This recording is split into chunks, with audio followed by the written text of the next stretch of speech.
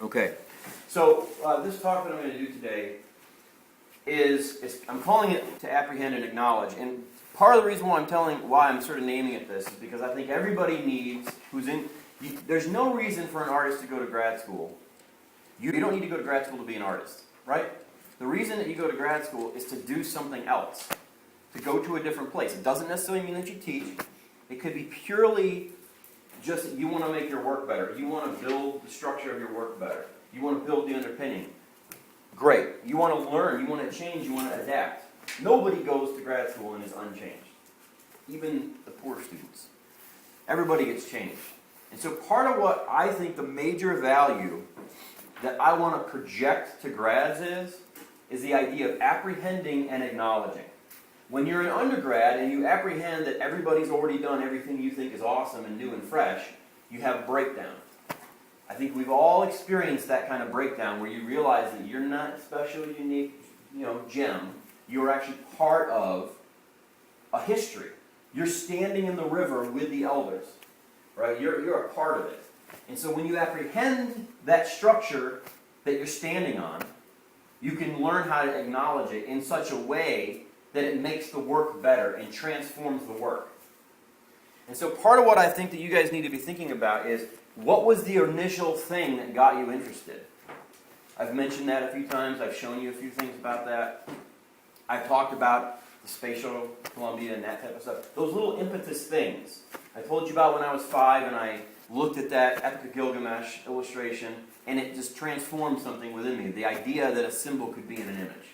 That the image could be more than just illustration. That it could reach out and do something to my mind.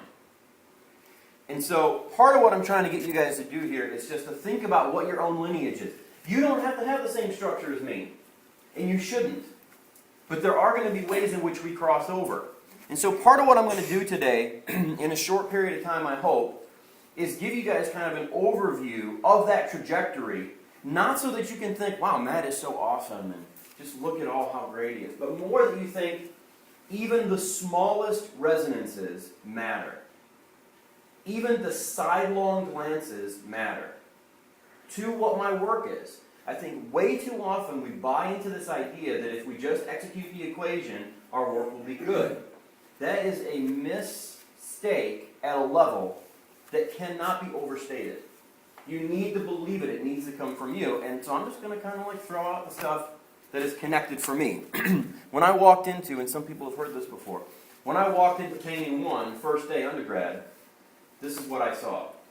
I saw an Odd Nerdrum book opened up to that painting, Twilight, and I saw a Diebenkorn book opened up to An Ocean Park.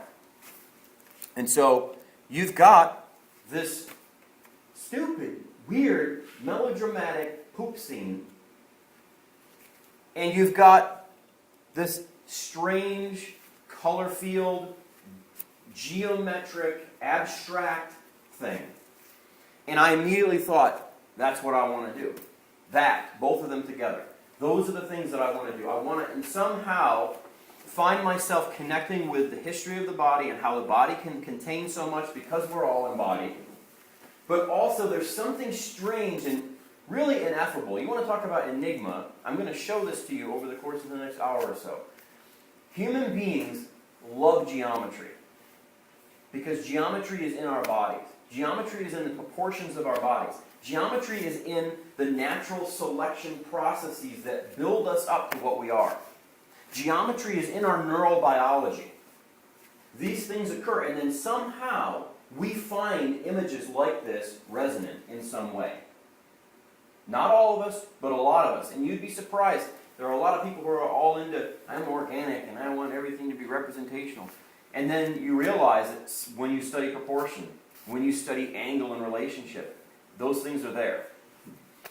And so basically there are these sort of two avenues, two histories, two contexts between this kind of geometric abstraction, which goes way back in time, 3,500 years plus, and this human being intention context, which also goes back 40,000 years, demonstrably. Okay? Are they competing? Are they antithetical? And why did that interest me? Why did I care about that kind of tension? Why did it stimulate me as a 20-year-old walking in amongst a bunch of 17-year-olds? I worked for 2.5 years after high school. I was ready to go to school. Why did that basic contrast, the geometric, the human, why did it interest me? Well, I grew up steeped in Christianity.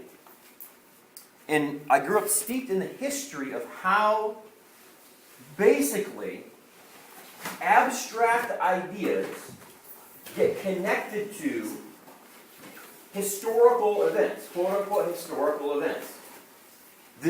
Jesus Christ as an idea is an abstraction that has entered into the human realm.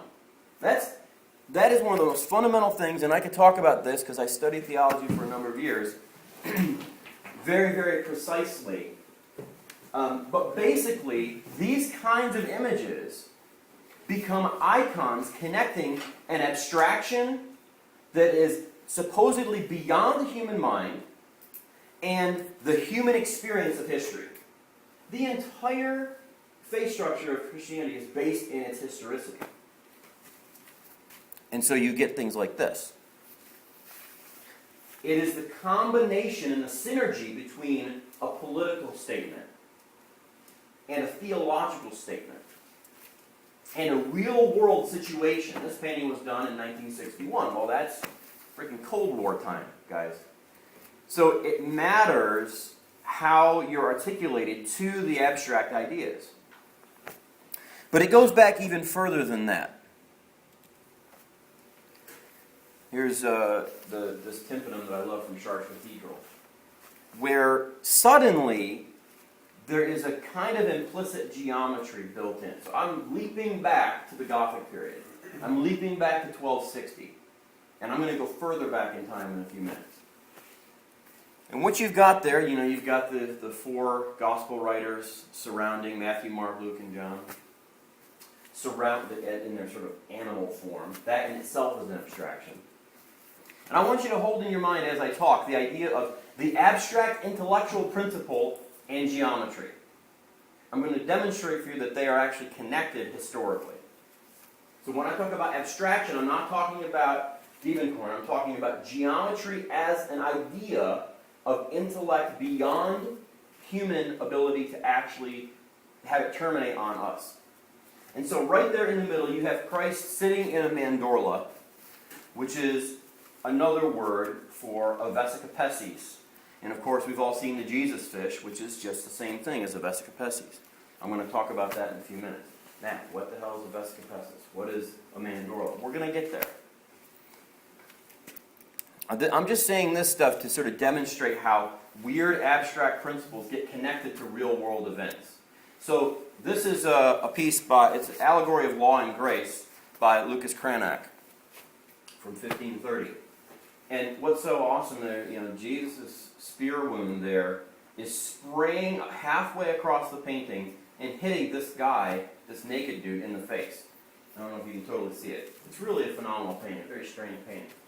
So literally it's the idea of law and grace in Christianity being that you can't live up to the law, therefore you're judged.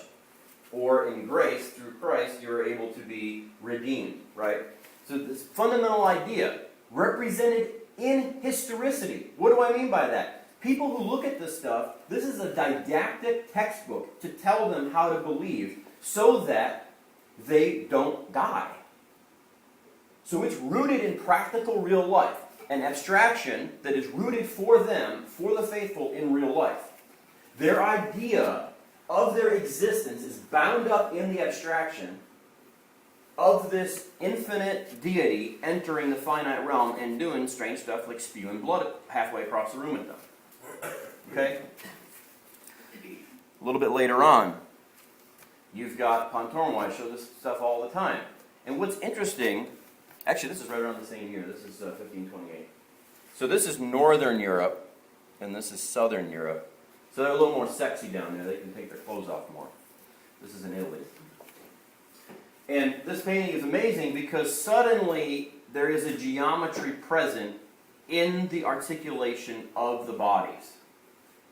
So the abstract idea of the infinite God joining to mankind is attended by a geometry of forms. You see it here with Ribera 100 years later. This is the Holy Trinity. So you've got God the Father, and then you've got the Spirit represented by the dove, and you've got Christ down there. And again, completely abstract. The body is totally abstract. The shape of the canvas is standard, but the shaping of the visual dynamics inside that theoretical space that has historical import for every individual who believes is completely abstract. And so we see how these two things become wedded in this tradition. Practical, real-world issues, concerns, like what is my purpose? Why did this happen to me? Where am I going to go when I die? Those are practical, real-world concerns for everybody who is alive. Become added to or joined with metaphysical, mystical, spiritual conceptions that give us ontology and teleology. They give us origins and they give us purpose. If you study philosophy of religion, you take philosophy of religion 101, this is what they're going to tell you about. That it becomes a normative structure, an ordering principle to make sense of reality. So what does it equal? Symbol-laden normative structures. Those pictures are meant to teach people things, to make them live life a certain way. The formal becomes existential. When I attach it to my life, when I attach that formal structure to my life, it takes on the importance of my understanding of reality. Really, really important thing. So we go back further. We go back 600 years before the Common Era. A squared plus B squared equals C squared. For Pythagoras and Plato 100 years after Pythagoras. And then St. Augustine 1,000 years after Plato. That idea of that simple geometric formula. You guys learned that when you were in junior high. That thing blew their minds. They really honestly believed. You can read in the Confessions of St. Augustine, he talks about this, where the idea that there is an abstract truth transcending human acknowledgement, that we can apprehend it, is proof that there's some kind of existence of the divine to them. Think about it this way. If you draw on a piece of paper a triangle demonstrating the Pythagorean theorem, you have not completed the theorem. You have shown an example of it, but it is not the ideal or the essential Pythagorean theorem. The essential triangle exists, like Plato's idea of the forms, outside of human understanding. If no human ever arose on this planet, the Pythagorean theorem would still hold in the physics of this universe. And so what those guys are saying is that in this universe, this is proof that there's something beyond my ability to say it exists or doesn't exist. And that, literally, this drove philosophy, civics, understanding of everything that reality is for thousands of years. That's what this did. For thousands of years, it drove the basic idea. And so, I'll upload this and you guys can look over this if you want. But this is basically the root of the things that I've studied that has led me to my work over the last decade. So you've got Pythagoras and Plato, and they see the divine in geometry and mathematics. Because they're looking for the divine, they basically invent geometry. They invent mathematics to show God to themselves. Right? By the time you get down into the 11th century in the Common Era, you've got Khayyam, you've got Yang Hui, you've got Pascal, who all figure out that they can use a formal structure. Literally, they can draw a triangle and break it into nested triangles, and then put numbers into that and demonstrate real properties of mathematical ideas in the world. I'm going to show you a couple examples of those. So it goes from being symbolic and archetypal and organizational and order and principle, and it becomes a structural conceptual principle. The distance between Pascal and Pythagoras is gigantic. They're using the same basic ideas, but the distance between them is huge. And what they want out of reality is very, very different. So then you've got, it just blows my mind that, guys, literally, if you saw this stuff, Yang Hui made what we call in the West, illegitimately, Pascal's triangle. He designed that formal structure in the 13th century. At the same time, in Italy, Fibonacci was making his Fibonacci sequence, which derives out of the Yang Hui's triangle. So literally, thousands of miles separate them, and they're coming up with these ideas at the same time. Probably because Khayyam and a number of the other Persian mathematicians went both directions, went to the west and to the east, and promulgated those ideas.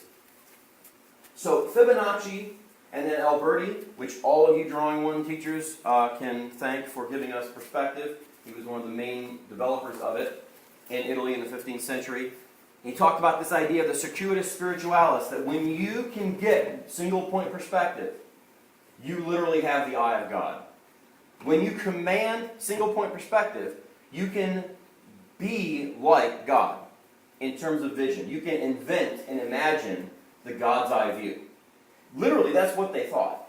There are treatises. Alberti in 1425 wrote a treatise in which he talked. He's trying to build the idea of perspective: single point, 2 point, 3 point, 4 point. And in that, he's talking about the circuitus spiritualis, that it is this infinite return. And you see people like Velasquez in that famous Las Meninas, where he's got the mirror, which is an impossible mirror. He puts us in the point of infinite return.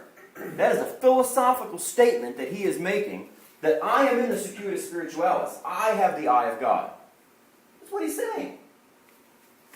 So geometry, as formal structure, goes transmundane. In other words, it's beyond the banal stuff of the world. The divine is still in the world. Through these mathematics, through these structures, I can see something. I can describe something in the world. So it's almost a return to the Pythagorean idea. Almost a return, where it's descriptive. In other words, Fibonacci can go look at a sunflower center. He can look at other plants. He can look at the way that trees grow, and he can see his Fibonacci sequence. He can see his mathematical sequence. So he repeats what Pythagoras did. He repeats the experiment of seeing the spiral and believing that God is in the world because of that. It becomes archetypal because so many people at this time in the West started developing proportional systems out of that mathematics. Very different from what was going on in the East, even though they knew that stuff. It's scientific and it's alchemical. It's the joining of stuff that's completely irrational with stuff that's rational. The whole thing that Dan Gillis is obsessed with, the 5 itself, is trying to square the circle.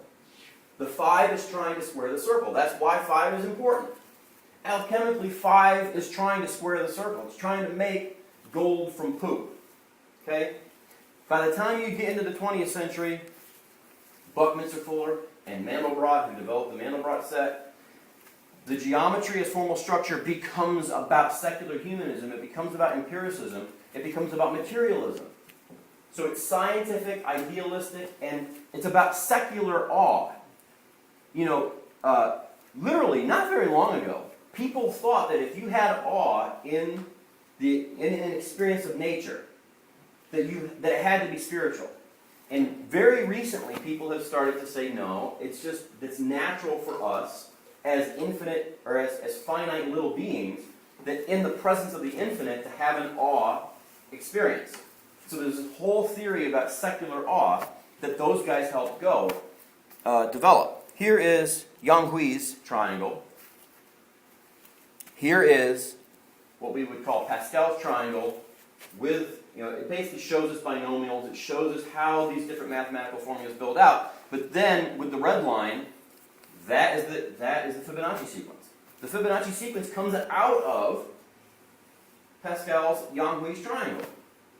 So independently, these people see a freaking real natural geometry that's in the organics of the world. It's all over the place. So this fundamental synergy between geometries that were abstract and the human histories of individuals trying to understand reality and doing it in an evocative way came together and primed me to become an artist. I think that's what I saw when I looked at the Epic of Gilgamesh illustration. I think that's what I saw when I watched the Challenger blow up. Diebenkorn says that one wants to see the artifice of the thing as well as the subject. So in some sense, the artifice, think about it, is the formal structure. In the case of the Nautilus shell, it is a very specific mathematical kind of thing. It's a very specific kind of geometry. So the Nautilus shell is not just its subject, i.e. the shell, it is also the permeating geometry of reality. So Diebenkorn breaking down the picture plane and working his geometric abstraction into it is talking about another subject, not just abstraction of the picture plane. He's talking about the history of how we have used geometry to understand reality. A lot of people have been concerned with this.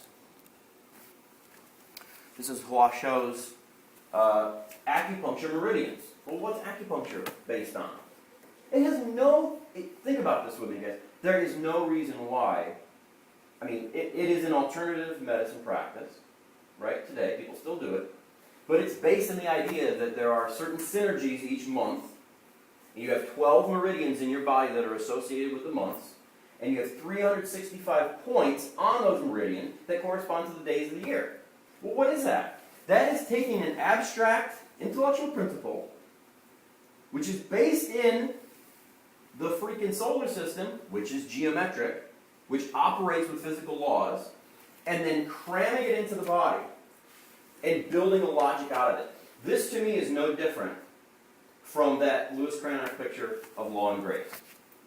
It is somebody trying to take an abstract principle outside of themselves and put it into the human realm to help them live their lives.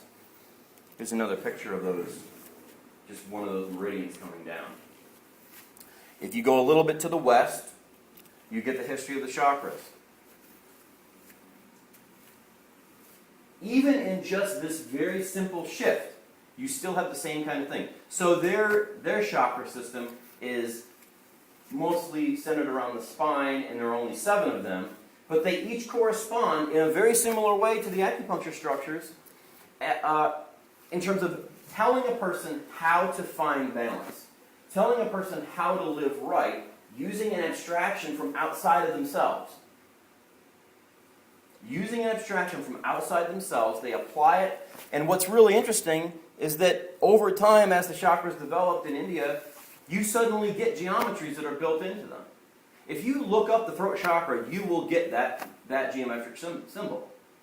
If you look up the sacral chakra, you'll get that geometric symbol. If you look at the third eye chakra, you're going to get that symbol. And actually, the third eye chakra, those sort of edges where it looks almost like a bracket, in a lot of images, those are 2 snakes representing the yin and the yang, the male and the female, present in every person, meeting at the third eye to give you the step to enlightenment. So basically, you see how, I mean, to us, maybe it doesn't make any sense at all. But when you look at the history, you suddenly understand why the heart chakra has that yantric mandala form. Going to talk more about it. Coming back toward the Western world, Europe, Ptolemy had this idea. We've all heard about that in high school and stuff, junior high. The Earth is at the center, and these things move around it. And there's this idea connected to it of the music of the spheres. The idea that they didn't know how the freaking universe worked, but they knew it was pretty regular. They knew that it had certain observable traits, and they attempted to figure out a way to find it to work. And they would often build it into existing alchemical structures. So as they're learning through observation empirically with science, burgeoning science, they're also cramming in these alchemical structures, which are completely mystical and abstract.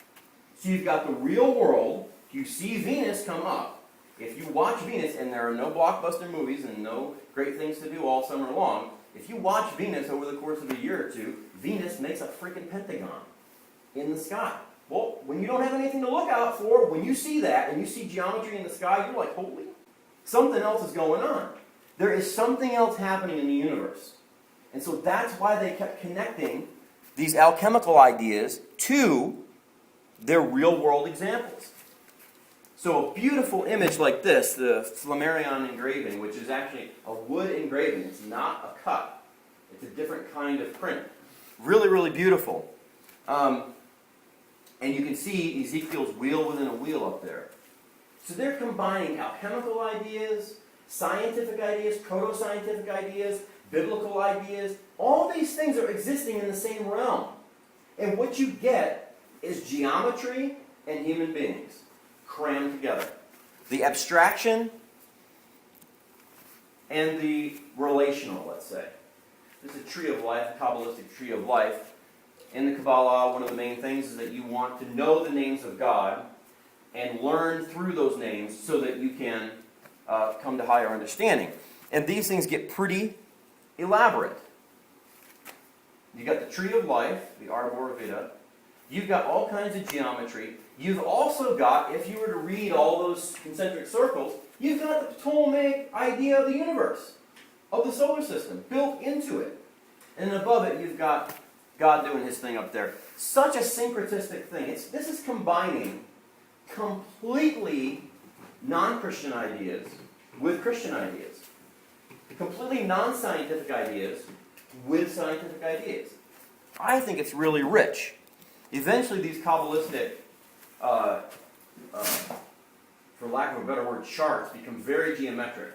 And there are even people today who continue to make these things and use them almost like a tarot card to help people learn things. And there's a whole section of Judaism that believes that the Kabbalah is the actual root, like road of Judaism. That it's not just a side thing that's crazy, which most people think, but it is actually the way that was lost. So you can look up those Sephirotic charts and see a bunch of them out there. And what I love is that you can't get away from the combination of the geometric, the non-scientific, the scientific, the observational and the intuitive, and the human and the divine. These things sit together. And I mean, these images are classic alchemical imagery. And even today, this guy, his name is David Haynes Smith, makes these Kabbalistic, geometric structures, and they're really actually pretty wild. It's almost like mystical Jewish H.R. Geiger is kind of what they are. They're really elaborate and really interesting. But all of this is to say is that these geometric systems become normative structures in societies, for instance, in Tibetan Buddhism. That is the universe that he's making. That monk is making the universe. And he's helping people understand themselves in relationship to the universe. And at the end, after they've purged themselves, they sweep the sand together and blow it away, showing the impermanence of the universe, but also sort of purging, literally, demons, in some sense. But that's not the only place we see it institutionalized in the structures of society. That is a labyrinth at the center of Chartres Cathedral. At the center of, like, Christianity, one of the most significant Christian buildings on the earth, you've got really basically a pagan structure. And just like I showed in my talk in the Chambers Room a few months ago, just like at the Nazca Lines, where you've got a monkey with a labyrinth in his tail. And people, the faithful, would go and walk the tail and have a spiritual journey. It's the same thing. When you go to Chartres, you can sometimes walk the labyrinth and go through the 7 steps and go through the 14 stages of the cross. And all these different things while you're in the labyrinth. It's gigantic. But why would we do that? Well, it's because people have viewed this geometry, people have viewed these structures as instruments for the heart. instruments for the soul. That's why this particular piece, going back east to Tibet, is called a yantric mandala. Well, what does yantra mean? In Sanskrit, yantra means instrument or machine. That's not an unuseful thing. You know, like we're so happy oftentimes to say, I'm so glad. We read things in contemporary art history like, I'm glad that my art is useless. I mean, literally people say that. It's very interesting that you've got an image like this that was probably the product of many artisans, none of whom are named. It is completely anonymous, and yet is completely useful in that culture. I completely deny the idea that images are not useful. They are totally useful. They're useful for me, if for nobody else. My images are useful for me. My images are relational conduits for me in the very least, and probably for other people too. So literally, when they call it a yantra, they're saying that it is an instrument, that it is a psychological, spiritual machine. So think about it. These things, like the Tibetan sand mandala, this mandala here, this yantric mandala, these things are supposed to represent the universe. Well, if we think back to Plato, Plato thought his quintessential solid, the dodecahedron, represented the cosmos. So, I don't know about you guys, but when two different sources, separated by thousands of years and thousands of miles, both, and actually there are many more examples, but in this example there are two, come up with the same idea that the universe is represented in a geometric form, and that I can interact with it and learn something from it, I'm going to sit up and listen to them. There's a reason why human beings react to geometry. There's a reason why human beings react to proportion. Now, I'm not going to tell you what it's for. I don't know what it's for. I'm still exploring it. But I think that it's really about finding ordering principles that are transmundane and not being focused on mere facts. So, the awe of geometry is connected to the epistemological edge of our ability to know things. I think that's what the geometry is about. It's about pushing ourselves into a situation where we're interacting with something that appears infinite to us. The Fibonacci sequence is infinite. Pi is infinite. Phi is infinite. These are not about human estimations. They exist in the physics of this universe. We can believe in them or not, but the people that do go with it are seeing them as going beyond mere facts and going into ordering principles. The ordering principles transcend the facts. That's the whole point. So that's why we get this geometry built into the institutional structures of our societies. This is Sheikh Lotfullah Mosque, which was built in 1620, finished in 1620. That dome geometry, actually the whole thing is just absolutely astounding. I love it. And it's in Iran. It's an astounding thing. It totally, you put Sharp and this thing together, it's like epic. And I mean, look at the tessellations and the geometries in the arches. These guys understood mathematics. They understood calculus. They developed algebra. And they did it to glorify God through their geometries.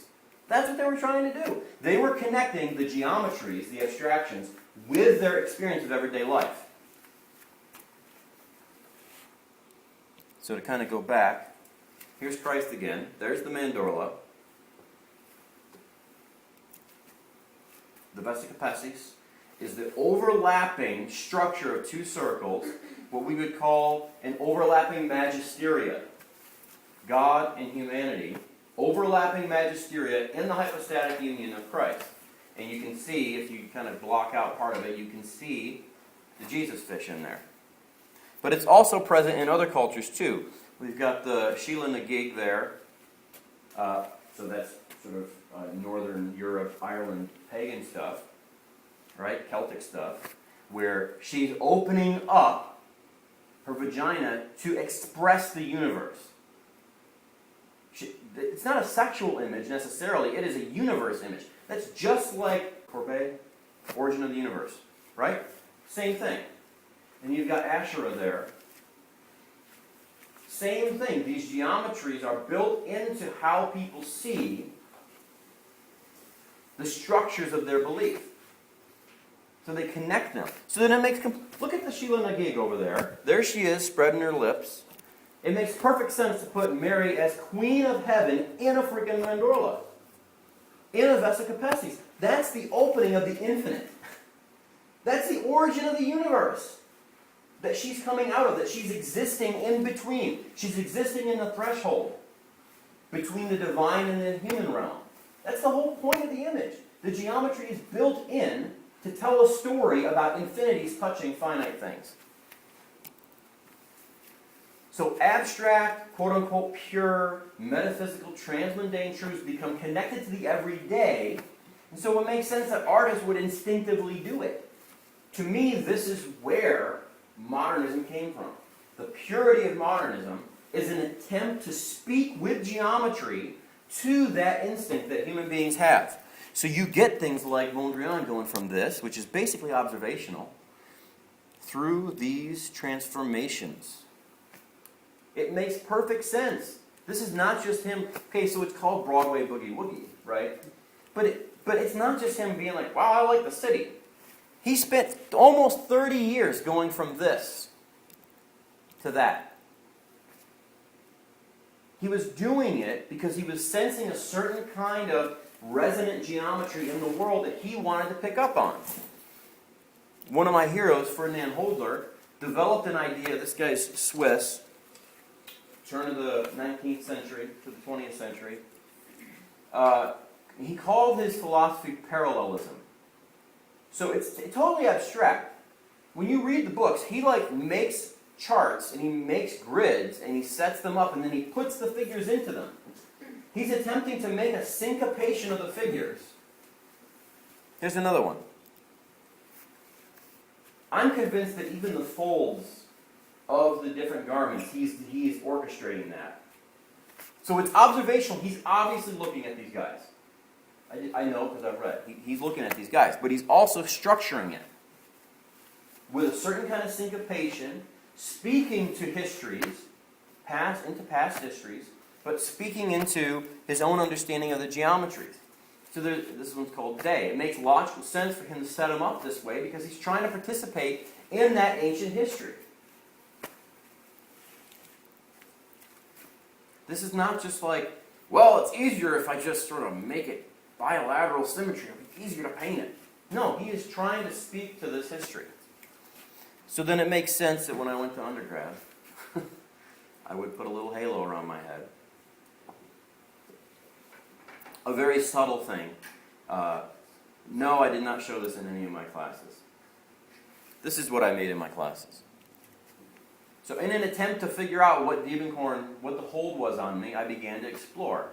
So what I did is instead of going purely from just geometry and abstractions the way that he did, although he was connected to his environment, he was connected to the light and the spaces around him, he was still really just sort of abstracting totally in a way. Whereas I would go out and make drawings and take photographs of real things and then change their structure chromatically in an attempt to connect to something else. So all of these are actually they look sort of like landscapes, like pastoral landscapes with bridges and stuff, but they're actually like hard, gray L-stops and stuff like that in Chicago. So these look like big, I'm almost, in my naive way, trying to transform the city into the country where I grew up. The painting is that big. I was baller, man. I didn't F around. I freaking made big paintings as an undergrad. And then when I got into advanced painting and they browbeat the hell out of me, this is when I had my studio in the school, or in the Art Institute of Chicago. And I would wake up every morning and I would walk in the front door and the guard would let me in and I would walk through the Art Institute alone and I would go to my studio on the other side of the building, on the lakeside. And this is the kind of stuff I was doing. Small geometric abstractions where I was trying to distill the logic of the landscape into a language that I could use. ultimately it failed. For me. It failed for me because I could not connect the geometries of my visual experiences to this kind of deep experience that I wanted to have in the world. And so even though I liked these paintings, and a lot of, I just sold this one and this one this year. I'm sad that they're gone. But I went from this, and that's smaller than that. It's only about 40 inches on the long side. I went from this, when I got into grad school, I began to start to explore the figure in scenes. And they're melodramatic. I will not, pretend that I'm not really beholden to, as a younger artist, as a learning artist, to Dievenkorn and Nerdrum, and I'm trying to pivot between them. I think that you'll see that I do eventually get away from both of them to some degree. But I think that eventually, as I got away from the hokey, kind of melodramatic bullshit, I started to get the geometry back in. So I kind of went back and forth. This is a completely geometric piece to me. Totally observational as well. I went to this location and drew this. But I was still doing stuff like this. But what happened was that I was working from life, so I got these two, Sarah and Keith, to actually pose like that, which they were troopers. But I began to rely more on other kinds of histories when I got into grad school, because no one would let me really park on Nerdrum. They really challenged me to live out beyond that. And so I was asked the question that I'm asking you guys: what's your lineage? What is the genealogy that you want to be a part of?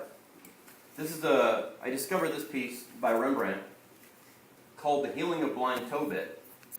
And you can see that the nurse up there is poking a needle into the philosopher's eye to remove the cataract so that he can at least see some light and shapes. And so this piece was called Understanding, and the idea being that she's removing the cataract from it. Still melodramatic and hokey and heavy-handed. One called Covering. This is a 7 by 9 foot piece that was in my thesis show. Gigantic. Painted from life. I didn't make her kneel on the bricks, though. Liz was awesome. I loved her. She was a great model. Ultimately, I'm trying to get the two avenues to converge somehow. I haven't figured it out. I was still trying to figure it out at the end of grad school. Thinking of geometric abstraction as a resonant field of suggestion, and then symbolic realism as a pivot between the abstract and the real. Going back to what Dievenkorn said, the artifice and the subject, trying to figure out how they can sit together. So I saw things like, when I went to Italy, I saw things like this. This is where I really learned that history that I've already told you about. This is where I learned that stuff about Plato and Pythagoras. I went to a show, this is a Wenzel Jamonitzer series of sort of building permutations off of the Platonic solids. Of course, it's plate 5. These are etchings that were made for or by Kepler. So Kepler was looking at these things. So while he's making actual demonstrable observations and theories, scientific theories about the universe, he's also sitting there and kind of like staring at his navel, looking at these geometric abstractions. He's the one, like Copernicus, Kepler, Galileo, they made great strides, like we know, in history in terms of scientific theory, but they also kept the idea of Plato's solids alive. And of course, Dürer. Connecting, think about it, connecting abstract ideas, geometric ideas, with human experiences. It's not just a pretty image. It's not just a fun thing. This is philosophical expression that these guys are trying to do. So if you went into a well-funded scientist at the time, yeah, they'd be making real observations and they would have telescopes and things like that, but they would also have freaking a dodecahedron sitting on the book over there with the patron standing behind. So it's still that combination of the geometric, the alchemical, the mystical, the scientific, ramming these things together in evocative ways. By the time you get up to Dolly, he knows. Dolly's not dumb. He paints the freaking Last Supper inside of the dodecahedron. That's somebody who understands 3,000 years of human symbology. That's why he did it. M.C. Escher. I like that extruded dodecahedron he's got there. Beautiful. So what I started to really get to, like, okay, I can't let go of this geometry. And I started really doing, and I'll show you a few of them, a lot of periodic abstractions, where I would do just pure abstractions based on the angles and proportions and things that I liked, the dodecahedron and whatnot. But I would also work with the morphology of the body and tension, which I've already talked to you about in terms of the disasters. The body and tension. When you look at something like Menkaure and his queen, that there's an implicit geometry in how they're structured, but also an implicit geometry in the social order. She holds him, supports him, and presents him. She's as tall as he is. It's not a mistake. That image right there is meant to project them as equals. By the time you get a little bit later on, you've got Akhenaten, who is one of my heroes.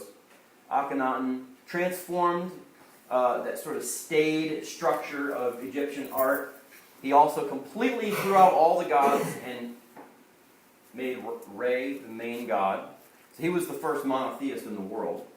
In the history of the world, that's him, first monotheist. And he ushered in what's called the El Amarna period of our history in Egypt. And they're all curvilinear like that. They have thought, was he an alien? There are these conspiracy theories. Was he an alien? Did he have a disease? Did he just like a more feminine form? Was he fat? Nobody really knows what the deal is. Mostly because he was considered a heretic, and the second that he died, they freaking wiped his ass off the face of the earth. Of course, then in the early 1900s, we discovered Nefertiti, his wife, and through Nefertiti, we found him. So Nefertiti, considered, this sort of amazing, most beautiful woman in the universe thing. And we've got, really, Akhenaten, just an amazing, amazing figure in world history. You should look him up. He's really pretty awesome.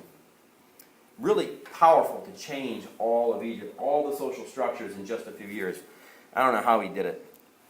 And then, of course, we got this late Pietà, which I just absolutely love. I love this better than the early one, where Mary is so much bigger than Christ. And look at the arms. Look at the angles. This is not a mistake, guys. This is not just an affected expression. In the same way that Akhenaten is transforming the structure of his body to make a philosophical and spiritual assertion, the same way that this is a philosophical, spiritual, societally normative assertion, so too is that. There's a reason for the geometry. Look how long that woman's arm is, going down Christ's leg. This is an amazing piece. If you go to Bologna, you need to go see this. This is figures around, these are fired, life-size terracotta figures around the dead Christ. They are astounding.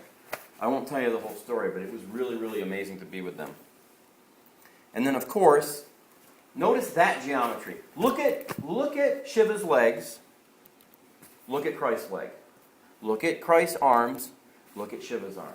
This is not a mistake. I'm not inventing this. These people across histories, across cultures, used geometries to resonate with our instinctive sense of proportion.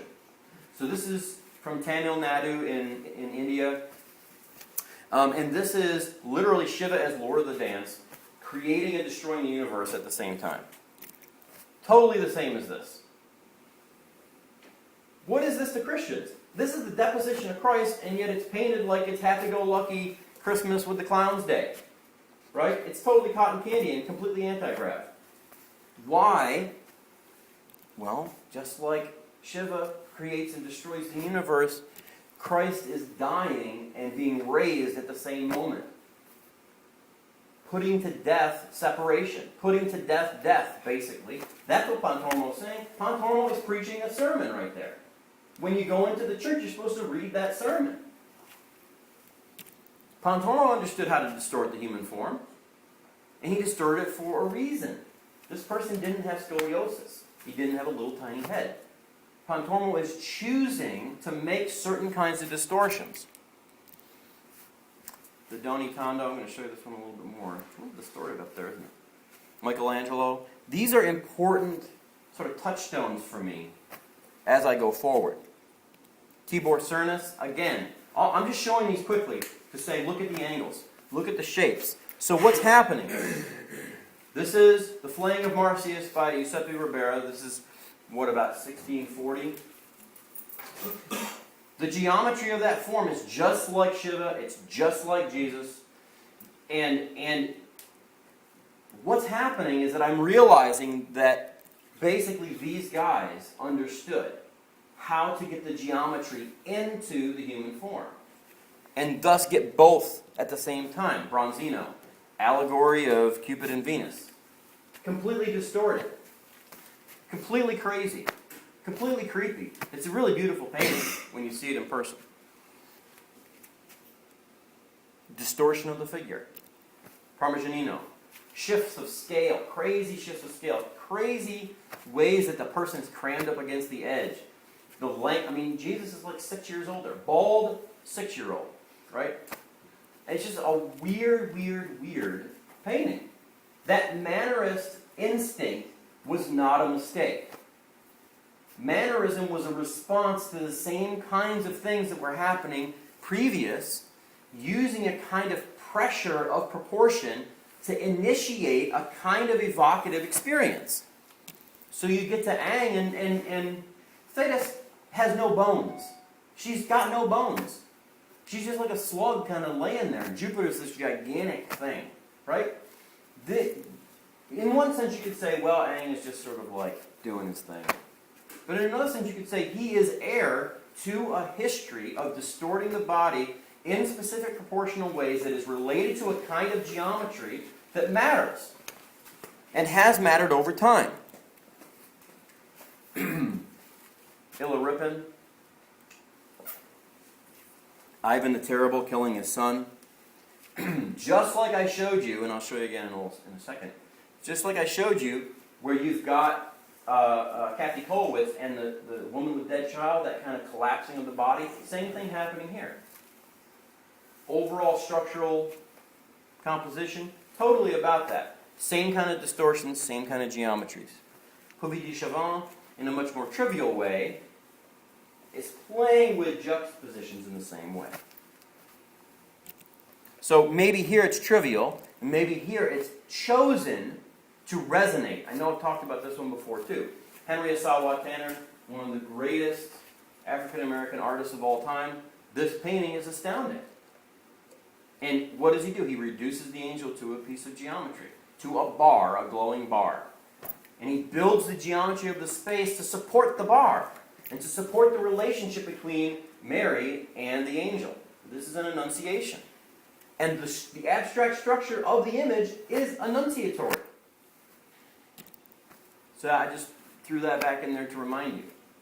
The way that the figure gets distorted has psychological import. And there's a geometry implicit in how that distortion occurs. This is a guy named Ruprecht von Kaufmann, German, teaches in Leipzig. Again, the structure is look at how this front manifold thing down here flips up and turns and fits right into the negative space of the light behind. Like he's totally manipulating our eye. None of that stuff makes any sense at all. A bunch of guys carrying some eggs in some sort of industrial space. I have no idea what that means. All I know is that the structure becomes evocative in itself. Patty Wickman, this is another Annunciation. This is called Overshadowed. So Patty Wickman paints Mary as this teenager in the suburbs of America. With the lamp off. Think about that. She reduces God to a lamp in the room. And she reduces the spirit overshadowing her to her hands held in front of her. It becomes this sort of winged bird projected over her body. Hannelina Rochberg, super important to me. As I grew out of my sort of pre-grad school obsession with Nordstrom, I got into other figure painters. She was one of them that I really loved. And she uses the distortion of the body, and she uses the compositional structures of geometry in that visual dynamic in very specific, interesting, unique ways. That's another one of hers. And so eventually I was getting to stuff like this. This is right immediately after grad school, where I'm trying to strip away a lot of the melodrama of like specific objects and things and just using sort of fields of figures and fields of bricks. So it really becomes kind of reduced. And then I build it back up over the next couple of years. So you get a painting like this, called Taming the Tongue, which is building back up, but in a different way. It doesn't feel as reliant on those previous sort of binary interests. It starts to become more about the history that I've been learning, particularly being in Italy was huge for me. And then I began to feel conflicted about squares and rectangles. And so I started working on shaped canvases. And so the pentagon is related to the dodecahedron, which is related to Plato. It's one of the Platonic solids. So I'm still working with all that stuff. I'm working with the shell. I'm working from really structured situations.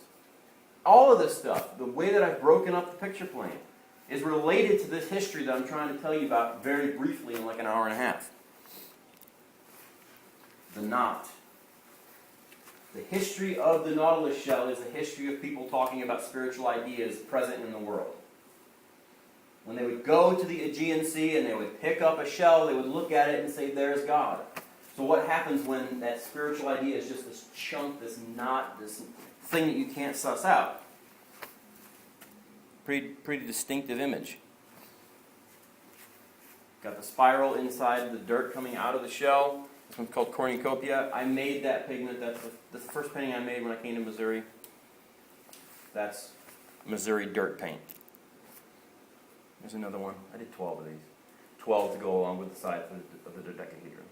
I actually have that little bronze down there as an ammonite. Again, showing the relationship of the geometry to the natural world. Cosmological constant. There's one of my first dodecahedrons that I built. There I am in my studio with my last big figure paintings that were rectilinear. So this is like 5.5 feet on the long side. It's called Liars Blowing Smoke. This one's called Liars Bagged. And again, you can see how I'm borrowing some of that geometry in the shaping of the figure, in the shallowness of the picture plane.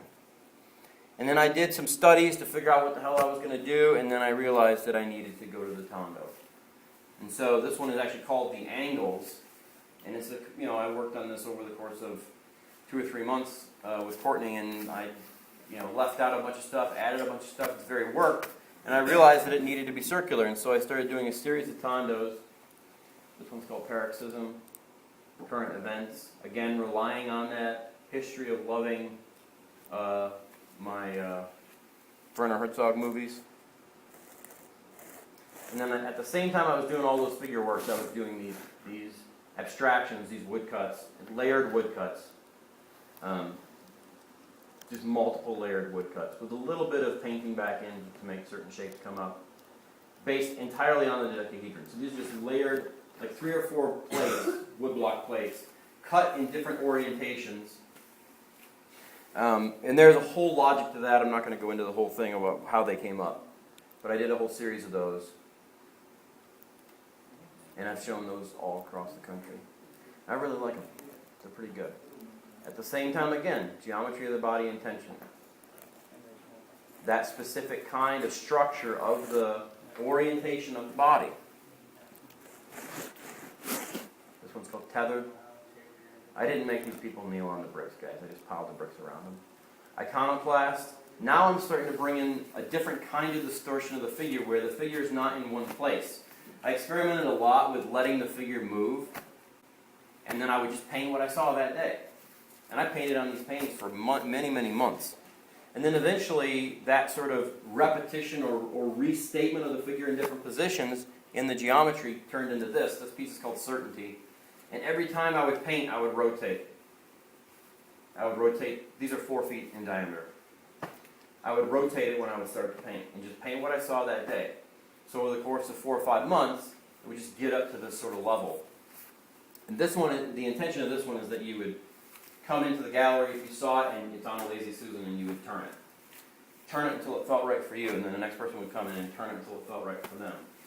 Kind of putting the lie to certainty. This one's called The Mysterious Geometries of Orientation, and again, I'm calling out to history, The Mocking of Christ by Fra Angelico. Those hands, those disembodied hands and heads, disembodied hands. The geometries structured into place. This one's called Impossible Geometries of Contemplation. I also did a series based on Lamentations 3, which is a very strange biblical book. I've always wanted to do some kind of biblical thing, but do it in a very atypical way. And so I decided to use Lamentations 3 because it's really horrific. Here's the plate. These are mezzotints, by the way. There's the plate. Nice, beautiful plate. I like the plates almost more. In these ones, I was looking back to Nerdrum, one of Nerdrum's paintings that I really liked back in the day, sort of as an homage to what I used to love. Also, Barkman's Isle of the Dead. So you can clearly see that the piece is completely reliant on those two images in particular, on purpose, to harken back to what they were doing. There's another one of them. There's another plate. The first line of that chapter is, I am the one who has seen affliction under the rod of his wrath. So the first image is sort of like the shadow of a rod over the top of the guy. And then eventually I decided to leave the symbology of the body, and I came back to objects as containers for metaphor and meaning. Because I have been reading John Dewey, and I've told you guys about that in the past, I've been thinking about those things, about how we get meaning into objects. So this is the tension, because in some sense I have suggested in this first hour that basically the geometry and the abstractions are outside of the human realm, and they come into the human realm. But somebody like John Dewey, who's a pragmatist, is going to say, no, we make all meaning. All meaning comes from us. We are meaning-making machines. We create meaning by what we pay attention to. And so I wanted to live in that tension. I also really wanted to live in the fact that I'm a teacher now. So all of these objects are things that I have used and I've assigned to my students to draw and paint from. And I started to see that, holy crap, I'm doing it again. I'm doing what Plato did. I'm doing what all these artists have done throughout time. I am initiating students into a kind of geometry, into a kind of symbology. And so a lot of these, like this painting, is all about my friendship with Ian Shelley and Natalie Shelley. So it's like these things are sort of present. And I'm acknowledging Diebenkorn over there as I break up the tondo in a certain kind of way. The history of objects, things that matter to me. The dodecahedron back there, the shell a friend gave to me, the bell, these different, that mug, the fossils and whatnot. All this stuff is connected. And yet it's happening in the context of a certain kind of geometric breakup. I'm controlling the space in a very specific way. So what was happening at the same time that I was finishing those grayscale paintings, I started to make small collage painting drawings, and you can see Miranda's contribution in there, all the scribbles, of little mandalas, and kind of saying, I'm going to do them, I'm going to come back to them again and see what happens. And so I started to build up to larger images, more layered, and more reliant on the history of how the mandala has been used. So I learned a lot of that history. I learned a lot about how to talk about it, how to think about it for myself, and the play between the concentricity and how certain kinds of angles break it off and change it and transform it. So these are all recent collage, multiple layers, multiple workings, changing that mandala form. But for me, the context of the mandala, and I'm coming down to the last bit here, are things like these. I'm going to show you some of these images. Particularly over the last 5 or 6 years as I've researched this stuff, having seen Ghirlandaio and Della Robbia and Michelangelo in Italy, and then researching and finding that there were all kinds of other tondo forms, like the Aztec stuff that was done with the stone, the calendar stone of the sun, and just really enjoying these different elements of it, so that I knew that it was not just a rehash of Kenneth Noland and sort of mid-century abstraction. I knew that I was going to a different place. So here is Koyalzaqui's stone, she's the moon goddess of the Aztecs. She has been ripped apart by her brother for being unfaithful, and the moon is her head. She's been torn apart by her brother for being unfaithful. He takes her head and throws it into orbit. And that is what our moon is Coyolxauhqui's head in space.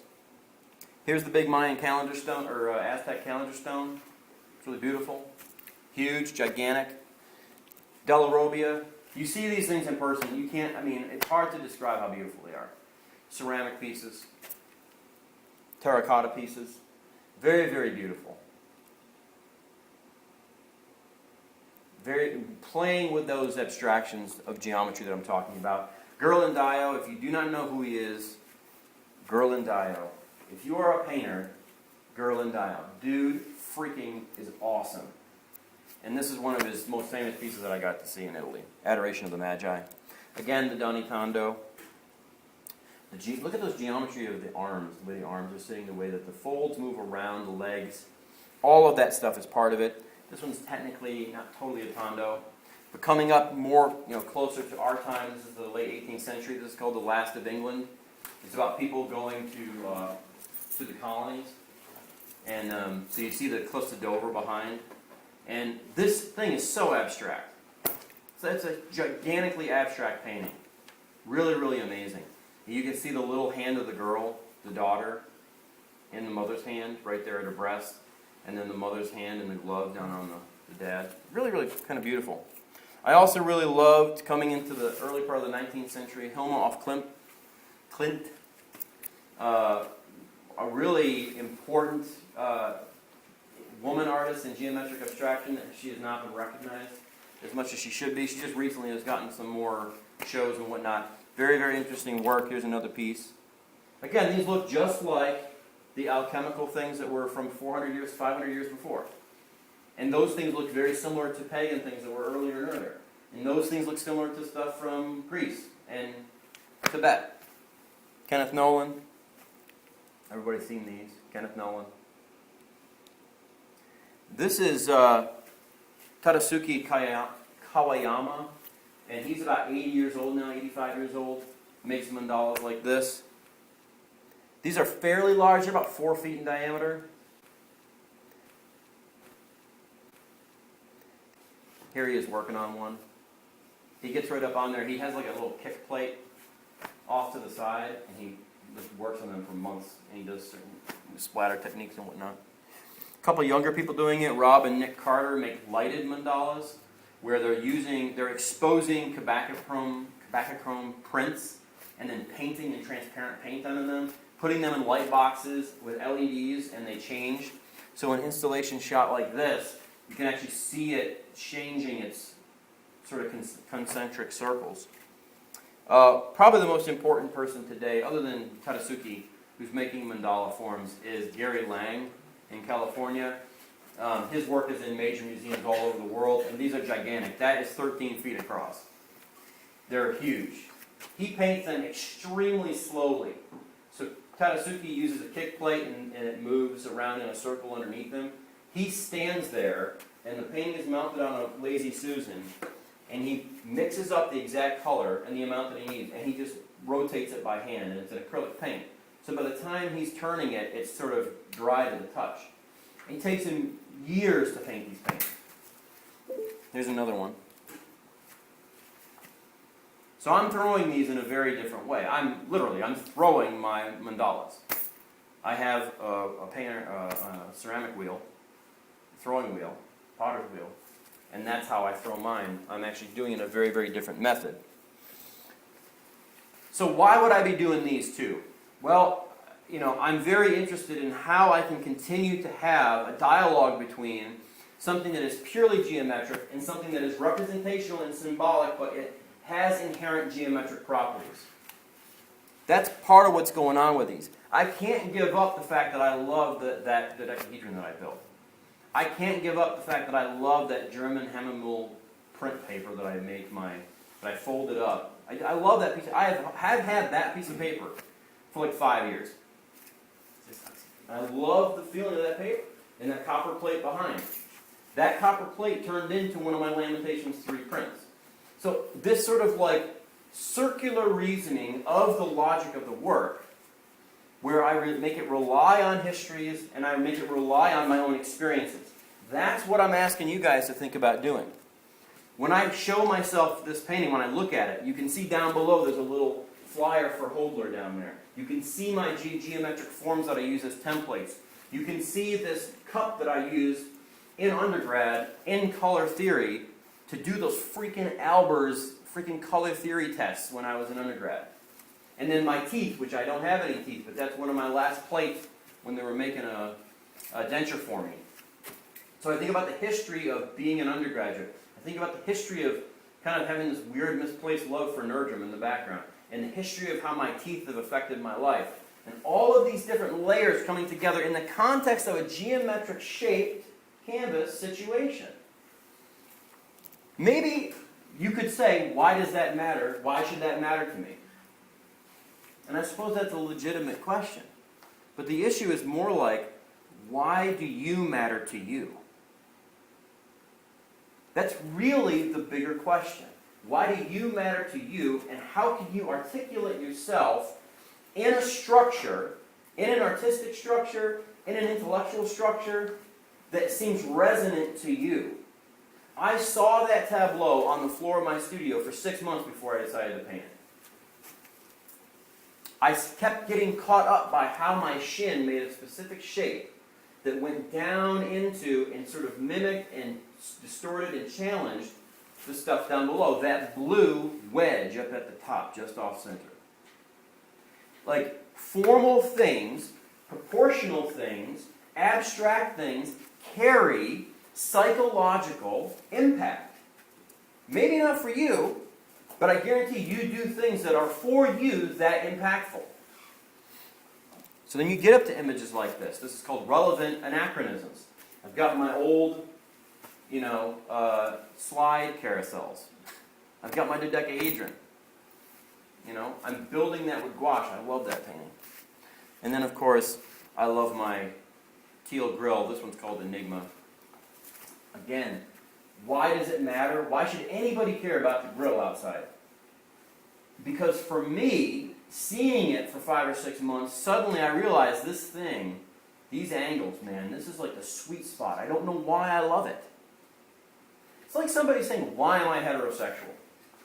Why am I gay? Like, you are. And to me, certain angles, certain proportions, certain physical realities connect to things that I have observed that make me think something else is going on. So is that a spiritual painting? Sure. Sure. Traditionally, the reification of abstract metaphysical ideas into geometric and body-centric formats has been a way for human beings to rationalize and make sensible their experience of beingness. That's demonstrable. You look at the history of the world, people have done that. What does reification mean? I hope you looked it up. It means concretization. In other words, taking the abstraction and putting it into effect in the real world. There's a reason Shiva has those shapes in his arms and legs. There's a reason Michelangelo put the distortions into the dying Gaul, so that we see the arms, we see that tension, very specific. The circle, the spiral, various angles and proportions have always activated a response in human beings across cultures and times. If you need a definition of art, this is my definition of art. This is what I do. This is where I'm coming from. It's a class of human work that translates experiences of being in evocative ways so other people can resonate, what Annie Dillard calls having the bell struck, which if you take my other graduate theory class, we'll read Annie Dillard and we'll talk about what she means by that. Others may resonate with saturations of experience expressed. Those saturations that are expressed, and then themselves can get stimulated in their awareness of being. Do you just take it in passively? So much of our everyday experience is sort of passively taking it in. Art stuff. When I go and stand in front of a work, when I watch a play, when I hear a song, I want to be stimulated in my awareness of being. I don't want to just be passive. I want to be engaged. Good artworks almost force us. I mean, they at least offer it. a density of engagement that calls us to contemplate what is before, within, and beyond us. And that is what that geometry was for. That is what that symbology is for. So to me, art is experience of beingness. Art is saturation, translation, and evocation. Art is awareness, engagement, and contemplation. And people, this isn't something I just put together. I've tried and tested that for a decade. I believe that. I believe that that speaks as well to Baryshnikov, somebody driving a car really fast, somebody going to the moon, somebody making a painting, somebody, screaming a poem. I think it applies to all those things. And so that's the perspective that I'm coming from. That's the lineage that I want to be a part of. And I've showed you just a tiny, tiny bit of the histories and the artists that I am really passionate about. But I at least want you guys to know that when I make a mandala, I'm not just freaking winging it. I am thinking about how I connect to those histories. I'm not thinking about it purely in terms of what are you adding to the conversation? The universe doesn't need me. The art world doesn't need me. I don't have anything necessarily in myself that is a contribution. But as a human being, as a meaning maker, I have to engage. I might as well engage in a way that allows me to have a kind of sense of where I sit, how I'm articulated in the universe of these ideas. And so my challenge to you guys is to not just phone it in. What the F do you care about? What are the values that you want? What do you not want? What history do you want to be a part of? I'm going back in my artwork 40,000 years. I want to be a part of that structure. And I think that I am. And so I would challenge you guys to think about that, to try to be a part of something, and do it in your own way. Find your own place. Do I apprehend it? And do I acknowledge it? Because the biggest issue for people coming into grad school is that they don't apprehend it. They don't know what they're standing on. They don't know the shoulders of the giants that they're standing on. And so part of your job is to research that and find that out. And then as you go is to acknowledge them as you strain a little bit farther up. A little bit further out. A little bit deeper. Okay? That's it, guys. I'm done.